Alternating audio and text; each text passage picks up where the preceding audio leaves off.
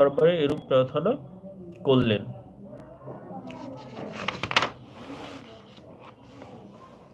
ইউসুফ বলল, হে আমার রব, নারীদের আহ্বানের চেয়ে কারাগারই আমার প্রিয়। আপনি তাদের চক্রান্ত থেকে রক্ষা না করলে আমি তাদের প্রতি ঝুঁকে পড়ব এবং জাহিল সাব্যস্ত হব।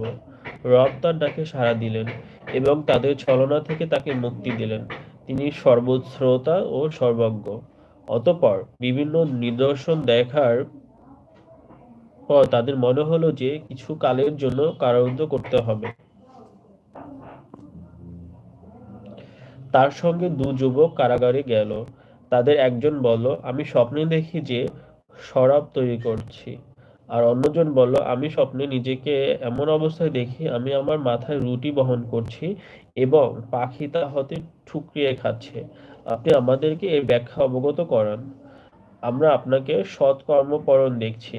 ইউসুফ বলল, তোমাদের যে খাবার দেওয়া হয় তা আসার পূর্বেই আমি তোমাদেরকে স্বপ্নে ব্যাখ্যা বলবো, যা আমার রব আমাকে শিখিয়েছে।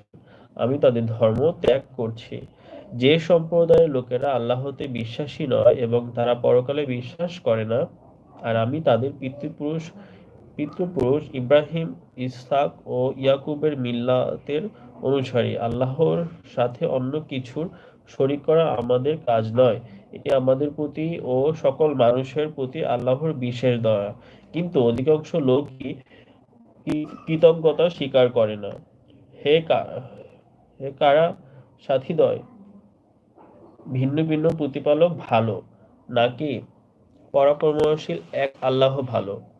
তাকে ছাড়া তোমরা কেবল ওই নামগুলোর ইবাদত করছো যা তোমরাও তোমাদের পিতৃপুরুষরা রেখেছ, যার প্রমাণ আল্লাহ দেননি। বিধান দেবার তো অধিকার একমাত্র আল্লাহরই। তিনি আদেশ দিয়েছেন, তাকে ছাড়া আমরা আর কারো ইবাদত করব না।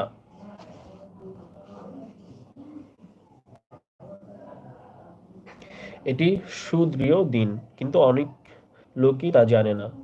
হে কারা সাথীদ্বয়, তোমাদের একজন তোমাদের মালিককে মদ্যপান করাবে, আর অন্যজন শূলবিদ্ধ হবে, আর পাখিরা তার মস্তক আহার করবে। তোমরা যে বিষয়ে আমার নিকট জানতে চেয়েছো তার সিদ্ধান্ত হয়ে আছে। তাদের মধ্যে যে মুক্তি পাবে, ইউসুফ তাকে বলল, তোমার রবকে আমার কথা বলবে। কিন্তু শয়তান ইউসুফের কথা বলতে ভুলিয়ে দিল। তাই সে ইউসুফ কয়েক বছর জেলেই রইল। আর রাজা বলল, আমি স্বপ্নে দেখলাম যে 7টি শীর্ণকায় গাভী 7টি সবল গাভীকে ভক্ষণ করছে, আর 7টি সবুজ শীর্ষ রয়েছে ও অন্যগুলো শুষ্ক। হে আমার পরিষদবৃন্দ, আমার স্বপ্নের ব্যাখ্যা দাও। যদি তোমরা স্বপ্ন বিশারদ হয়ে থাকো, তার রাজাকে বলো, এটি অর্থহীন কল্পনাপ্রসূত স্বপ্ন বই, আর কিছুই নয়। আর আমরা এরূপ স্বপ্নের ব্যাখ্যা জানিও না। যে কারাবন্দীদের মধ্যে যে মুক্তি হয়েছিল ও দীর্ঘকাল পরে যার ইউসুফের কথা স্মরণ হলে সে বলল, আমি এর ব্যাখ্যা এনে দিব, আমাকে পাঠাও। সে বলল, ইউসুফ, হে সত্যবাদী,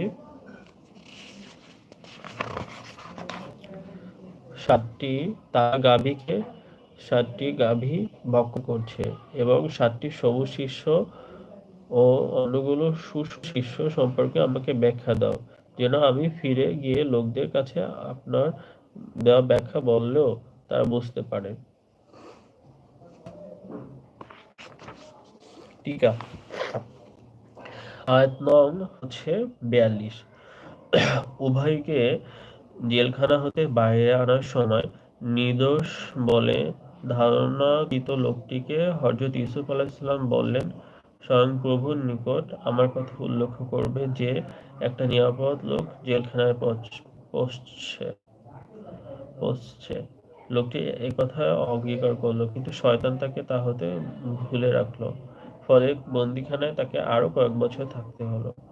টিকা হযরত ইউসুফ আলাইহিসসালাম এর 2 কারাসঙ্গীদের মধ্যে যে মুক্তি পেয়েছিল সে তখন বাদশাহ দরবারে উপস্থিত ছিল।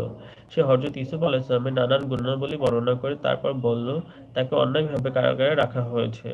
এসব বললে সে বলল, একমাত্র তিনি এর তাৎপর্য ও ব্যাখ্যা বলতে পারবেন। অতএব আমাকে সেখানে যাওয়ার অনুমতি